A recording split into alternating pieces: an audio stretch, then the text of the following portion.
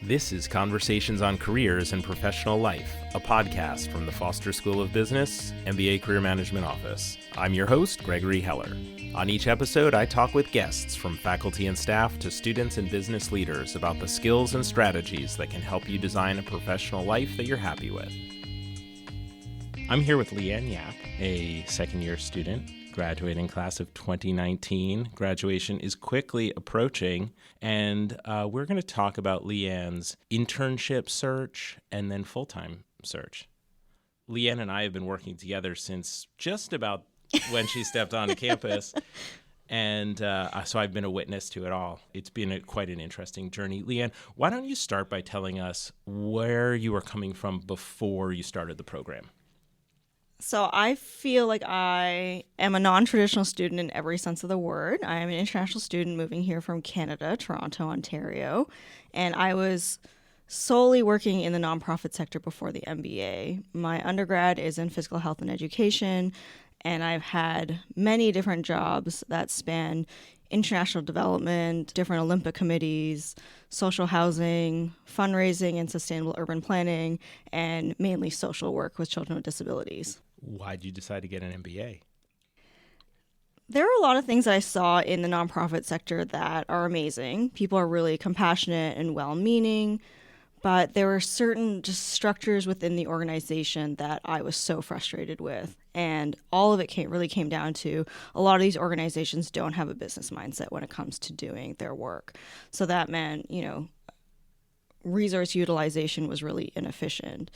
There wasn't strategic planning in place, and it was constantly just putting out fires as opposed to thinking strategically long term. And I knew that I wanted to stay in the nonprofit sector or some sort of social good work, but I wanted to do it differently. When you came to Foster, what did you think you'd do for your internship, and what were you thinking about for after graduation? So when I was applying to the MBA, or I should back up, when I was talking to my friends and my colleagues about the frustrations that I had while working in the nonprofit sector, so many of them said, well, you should look at maybe larger philanthropies. And, the Gates Foundation is obviously the largest. And I was like, oh, well, Foster MBA is out in Seattle, and I can get a Gates internship, an MBA there. So when I moved here, when I did my applications, I really even put in, I was like, I want to intern at the Bill and Melinda Gates Foundation. Where'd you intern? I interned at the Bill and Melinda Gates Foundation. Yes, you did. Yes, you did. So how did the expectations of what interning at the Gates Foundation would be like differ from the reality of that experience? So for some context, the organizations that I worked with before the MBA, their annual revenues were very small, about $500,000 Canadian. So like a rounding error at the Gates Foundation. Yes, exactly. So when I was, coming into the MBA and knowing that I was potentially going to be working for large corporations or large philanthropies like the Bill and Melinda Gates Foundation, which if you don't know, I think Bill and Melinda just got valued at over $100 billion or something like that. I was like, there's no way that this philanthropy can be anything like these grassroots organizations were that I was working with in Canada.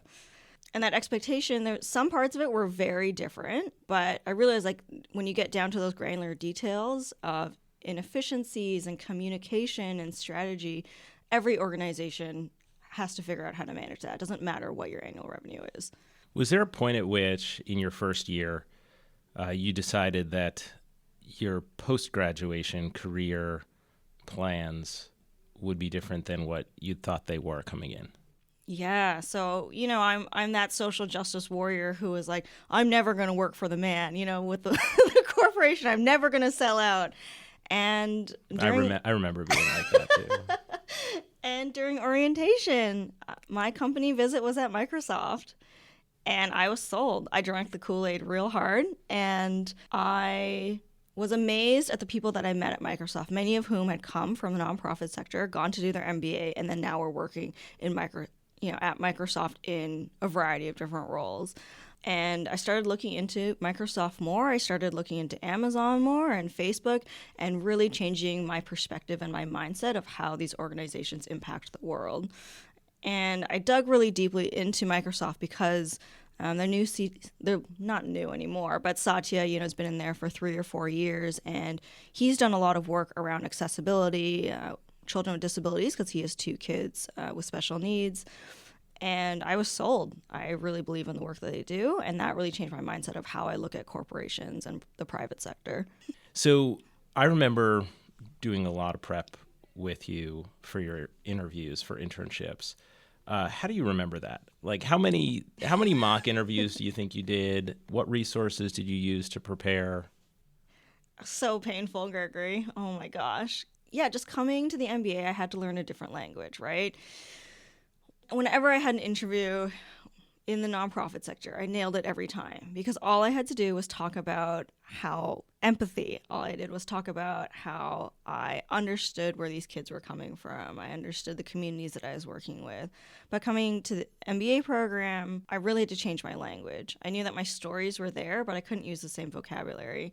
And using you and all the professional development courses and just the core classes, even, and the language and vocabulary that I picked up there helped me. How much time would you say that you spent in fall quarter preparing on a weekly basis?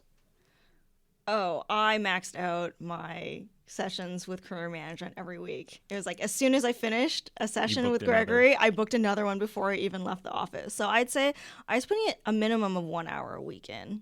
How about informational interviews? Oh, yeah, I went a little overboard with that. I think within first quarter of my first year, I had created a new contact list with over 50 people on it that I had actually met. I was doing about anywhere between 3 and 7 coffee chats every week. Wow. It was a lot. I don't know that people need to go to that extreme, but it was I did. I went and I did the thing. So you got the internship at Bill and Melinda Gates, and before you even started that, though, you were on the road towards something at Microsoft. Mm-hmm. Tell me about that, or tell our listeners, since I know the story. So, using the power of LinkedIn and meetup.com, there was a meetup for a sport analytics talk. And so my background is actually in physical and health education. And I was like, oh, maybe I could explore analytics. I think people in the MBA go off to do that. I didn't end up being able to attend that event, but I linked in the speaker. And this speaker ended up having, being from Canada, going to university not far from where I grew up.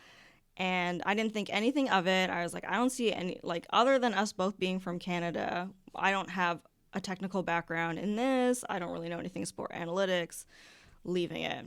2 days later, this senior leader at Microsoft messages me on LinkedIn and asks to have a chat. And I was like, holy moly, this whole networking. I think I remember you coming in and being like, I don't understand. I don't understand. I was like, what does he see in my profile? I don't understand how this works. But, long story short, we did eventually meet for coffee, and he offered to informally mentor me. And there was opportunity to work on his team, but I couldn't leave the MBA in the middle of the program. And his team is very technical. So he was like, you're going to need to brush up on your statistics and data analytics. And I was like, what are stats? I'm not really. But yeah, it just really showed me the power of actually just putting myself out there. So fast forward, you're in your summer internship. You're starting to think about where you're going to apply for full-time. You submit your applications. How many full-time positions did you apply for? I applied for 8. 8. How many did you interview for? I interviewed for 2. Okay. Which 2 did you interview for? Varsity Tutors and Microsoft. Okay. Now, where are you going to work when you graduate? I'm going to work for Microsoft. Mission accomplished. Mission accomplished, and objectively mission accomplished, right? I did the Gates Foundation, and then I got Microsoft. It's pretty amazing. There were points at which, though, I think it would be safe to say you doubted whether this was going to happen. How did you work through that doubt and uncertainty? It was really just making sure that I didn't compare myself to anyone else in the program. So during winter quarter of my first year, during the hubbub of all the internship energy, I completely removed myself from campus. I was on campus for class and team meetings, but I didn't engage in conversation about internship stuff. And the same thing for full-time recruiting, because it's so easy to get sidetracked by what other people are doing. But I knew that I needed to just focus on myself. And I know that I'm a non-traditional student. I know that my profile is not the same as any of my classmates, and I need to have confidence in that. And I can't compare myself to any of my classmates just by virtue of being so quote-unquote different from them.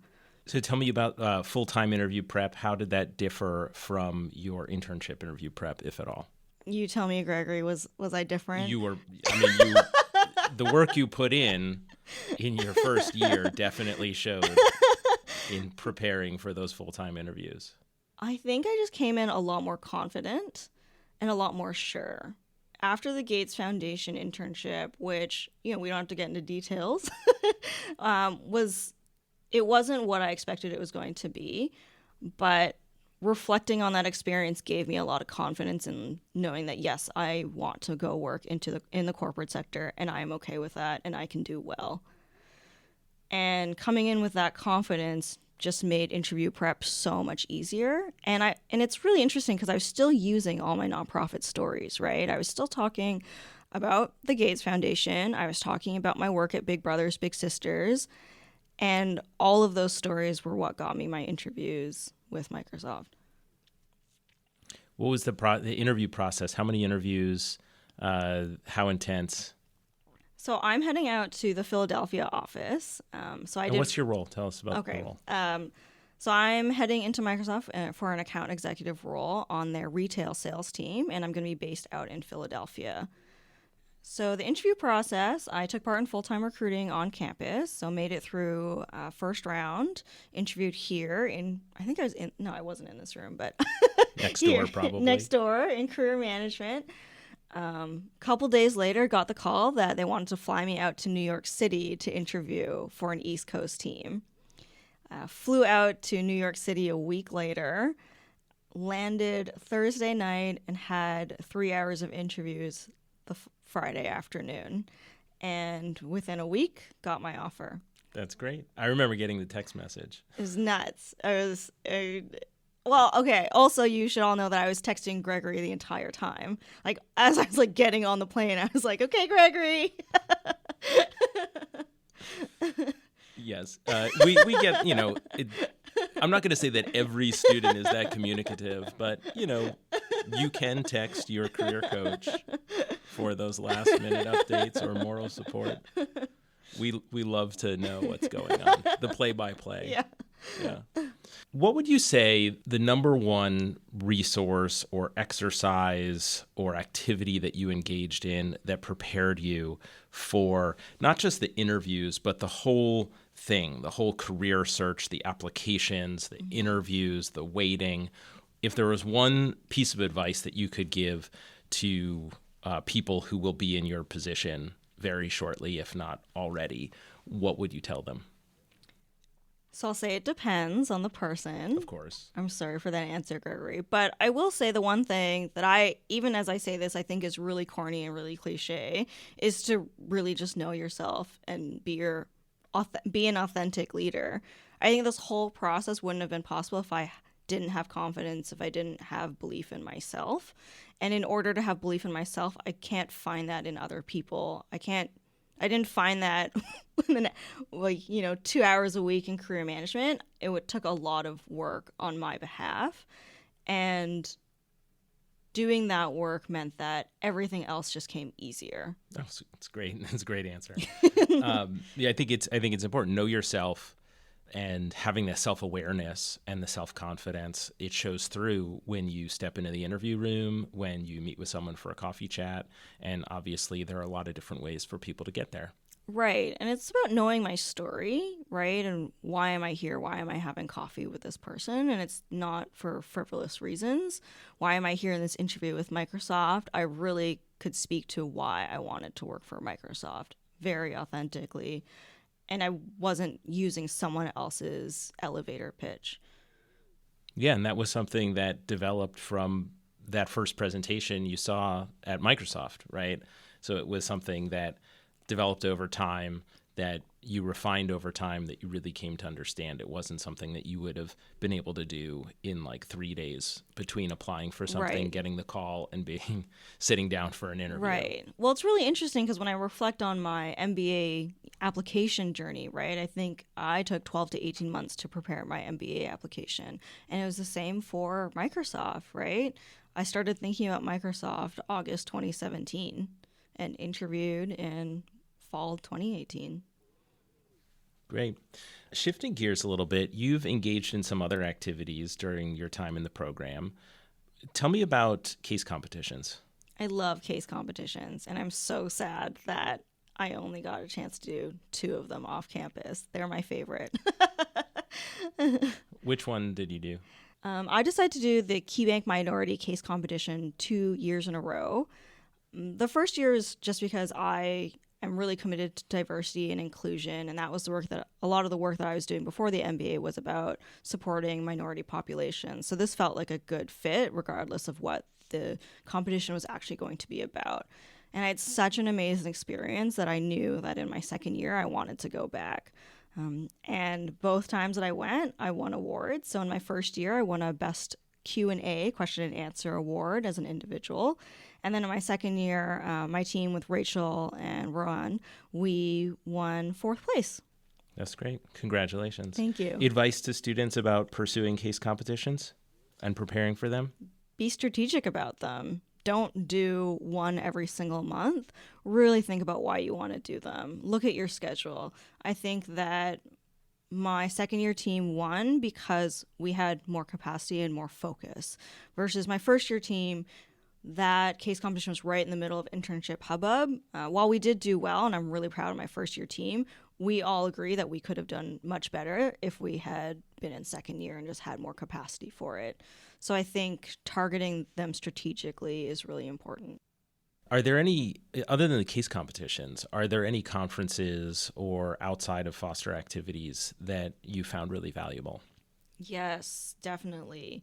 So I was very focused, because I'm quote unquote untraditional, I was very focused on not just going to the conferences that are advertised, typically in a traditional MBA program. So I attended the Access for Success conference in Toronto. That's hosted by the University of Toronto Rotman MBA program. And that conference is all focused on accessibility and inclusion for people with disabilities, but it's directed at MBA students. So that was one that really spoke to my heart, like my passions before the MBA program, and also what I was looking for in the future, because they had all these corporations, so like financial institutions, Microsoft, Slack, all these tech companies coming in and talking about the work that they were doing in that space. And that was a conference that I sought out and really dug for. There are also other conferences that I wish I had attended. So there's like Good for Tech, Data for Good, that are ones that are, as their titles, very focused on how do we use data and technology for social good. And also here locally, I'm attending the Crosscut Festival for the second year. And for those that don't know, Crosscut is essentially is it a newspaper? It's magazine? An online journal. Yeah, so they look at big issues facing the Puget Sound region in all sense of the word, right? They look at politics, issues in homelessness, LGBTQ rights, gender equality. And this festival brings together all of these people who are dedicated to these issues, but from the angle of journalists and everyday people, which as an MBA student, I think it's really important to get into that because people are looking at these issues from different ways that business students and business leaders are. And I'm really looking forward to that conference. It's on May 4th. I don't know if this is going to be released before May 4th, but... But it happens around that time every year. And unfortunately, once again this year, I'm going to be out of town and miss that conference because it is right up my alley and just down the street from me. But... Yeah, and it's $20, and I'm not being paid for anything for promoting it. It's honestly just a good conference. And I will say, though, for students who are coming from outside of the Puget Sound region, you're going to be here for 22 months. Crosscut is an online news source journal that can really get you up to speed about the issues that the region is facing and how those issues intersect with business. Obviously, the biggest 2 businesses here being Amazon and Microsoft. And a lot of the issues that the region is facing are impacted by the growth and actions of these two companies and other large companies. So those topics are discussed in articles on Crosscut. Yeah. So I think it's a good resource to take a look at. Yeah. So I think really the takeaway is look for stuff outside. Like when I moved to Seattle, I was amazed at all of the opportunities that were outside of the business school. There was like endless amounts of networking, and just check out Eventbrite. Even my Facebook events, I got the algorithm to just give me the events that like are more me. But The Stranger is really good as well. And yeah, there's life outside the MBA program even while you're in it. I'll mention another newsletter, the Evergrey, yes. which has a fantastic curated listing of events and also has some really good in-depth coverage of significant issues in the region. And the events are not just events related to like giant issues. I mean, there are events around, breaking the Seattle freeze and meeting new people and learning about chocolate and whiskey and things like that. Yeah. Are there any books, magazines, journals, articles, websites, or podcasts that you think helped you during your time in the MBA program and on the career journey specifically that you would recommend? Well, I'm a bit of a hippie, so I will, meditation was I've talked with you a lot about meditation, looked at Headspace, Calm, Insight Timer, and figuring out which one of those apps or, what space I could meditate in effectively was a really big part of, an activity that I think was really important in helping me, find myself. I exercise a lot. That is a thing that makes me feel competent at times in the MBA program when I don't feel very competent. And journaling has been a big thing that I know that you have encouraged my classmates to take part in. And there were some tough times in the program where journaling was the thing that got me through. And it wasn't about reading a book and hearing someone else's story. It was really about taking those moments and that time to understand more about myself.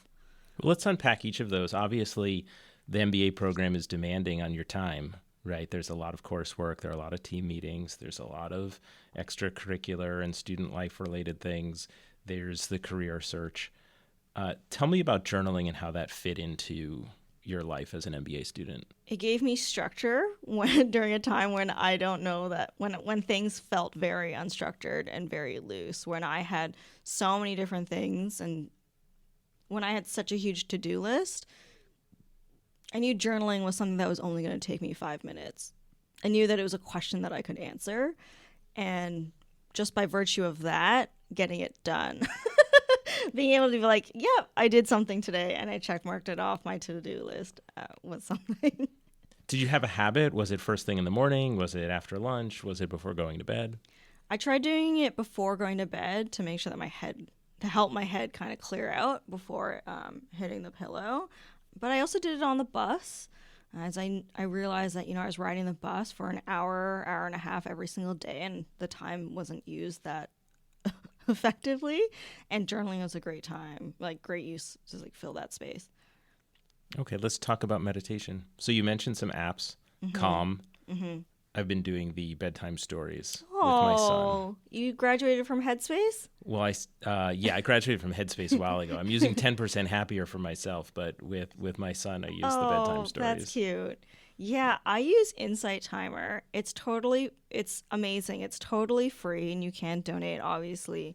But what I like about it is that you can sort through hundreds, thousands, millions of different meditation, sound bites, vary in length, depending on whether you want to hear a male or female voice. Do you want it for sleep? Do you want it for stress? Do you want it for loving kindness? And being able to filter all of these things is really helpful, again, in helping me make choice. Was it the paradox of choice? Yeah. That's been my problem. Now that I have 5 meditation apps on my phone, it's like, which one do I want to do today? Yeah. So I remember before the case competition, I listened to a meditation on affirmations, and it was literally the meditation was encouraging me to tell myself I am capable, I am worthy, I am kind, I am, all of these things, which sounds super corny. But, I got fourth place, so I think it was totally worth it. Something to that. A similar question as when we were talking about journaling. Did you have a particular habit or practice, like meditating every morning, meditating before bed, finding time in the middle of the day, or before interviews? I did a lot of trial and error with this, actually. I remember trying to meditate before one of my exams in first quarter, and it made me too relaxed, and I couldn't focus during the exam. I remember trying to do it on the bus, and then I ended up missing my stop. So I do think there's a time and place, and maybe different types of meditation would work on a bus or before an exam. But this is something that I do before bed. So really I set aside 30 minutes before bed. I do the journaling and I do the meditation, and it's my me time that I can do in my little cave in my room. Yeah. Okay.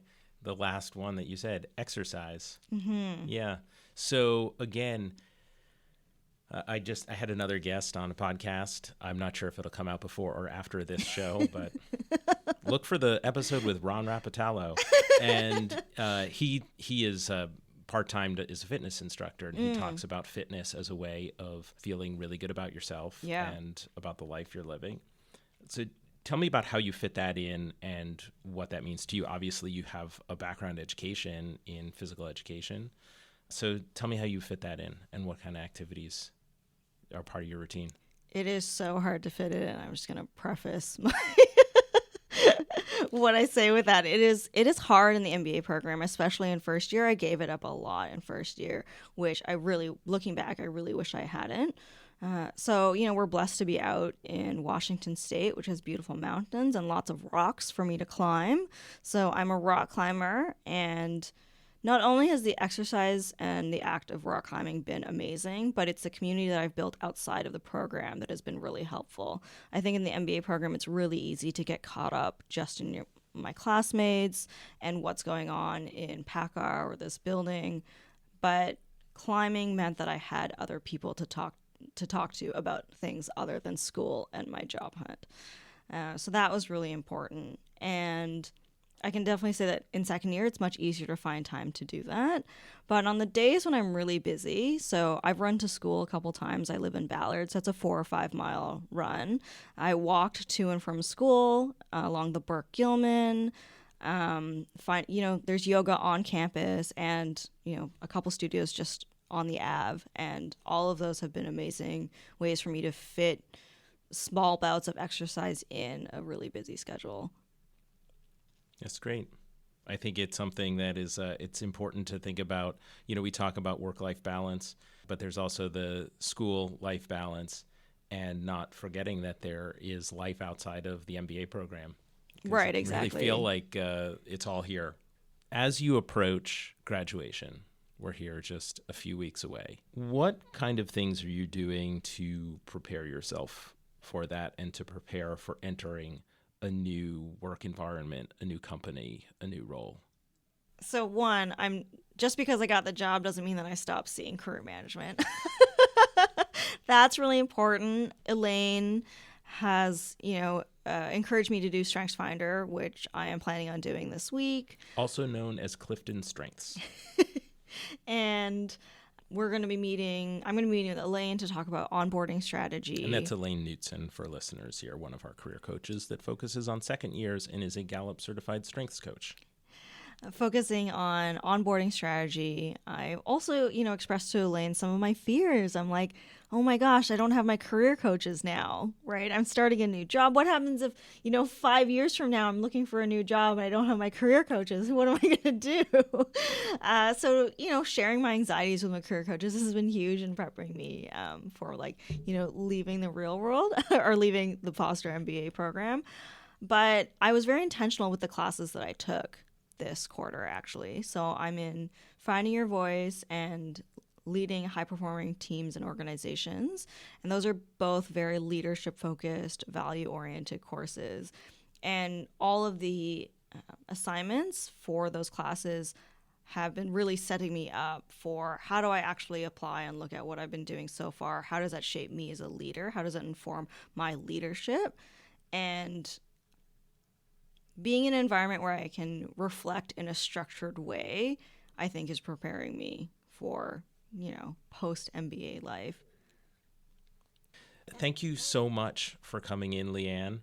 This has been great. I think you have a really good perspective, especially now, having made it through all of this, a good perspective to share. And I appreciate you taking the time to share it with me and with my listeners. So Thanks so Gregory. Yeah. Thank you for listening to another episode of Conversations on Careers and Professional Life. I'd love to hear what you think about the podcast. You can email me at gheller@uw.edu. And if you've enjoyed this episode, please share it with a friend or classmate.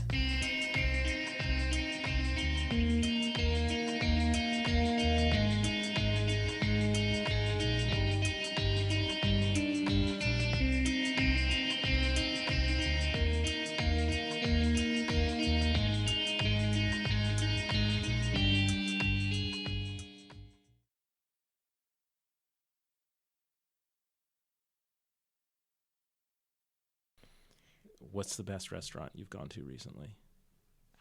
Recently? Do you have one restaurant recommendation for students that, like, people who are coming here to Foster, that they should? Yeah, I do. Yeah. Okay. So Pestle Rock is out in Ballard. They are Thai cuisine, but it's a whole other Thai. It's like Northern Thai. It's like nothing I've ever tasted before. I took one of my classmates who traveled Asia before starting the MBA program.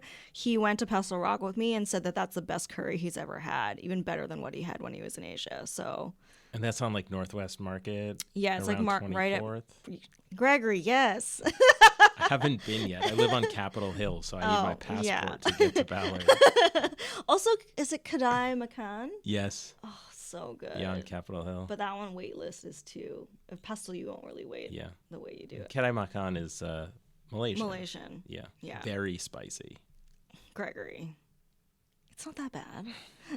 We gotta work out your tolerance. Well, I have a small child, so there isn't really a lot that he can eat when we go. No, yeah, go you're out right. to a place You're like right. that. You're right. Yeah. Okay. Thanks so much. Thanks, Gregory.